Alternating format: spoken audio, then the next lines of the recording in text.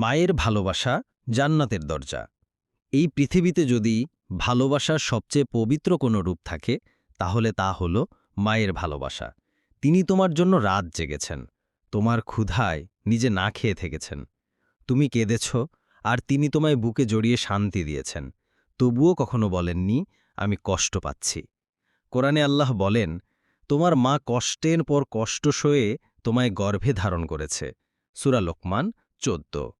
রাসূলুল্লাহ সাল্লাল্লাহু আলাইহি সাল্লাম যখন জিজ্ঞেস করলেন এক সাহাবী, আমি কার প্রতি সবচেয়ে বেশি সদ্ব্যবহার করব? তিনি বললেন, তোমার মা। আবার জিজ্ঞেস করলেন, এরপর কে? তিনি বললেন, তোমার মা। তৃতীয়বারও বললেন, তোমার মা। চতুর্থবারে এসে বললেন, তোমার বাবা। জান্নাতের সবচেয়ে কাছের রাস্তা যদি কোথাও থাকে তা হলো তোমার মায়ের পায়ের নিচে। তুমি যদি আল্লাহর রহমত চাও তাহলে প্রথমে মায়ের দোয়া চাও, কারণ একজন মায়ের দোয়া আসমান কাঁপাতে পারে। মা মানি মাফ, মা মানি ভালোবাসা, মা মানি এক জীবনে সবচেয়ে বড় নেয়ামত। যাদের মা বেঁচে আছেন তাদের জন্য পৃথিবী এখনও জান্নাতের গন্ধে ভরা।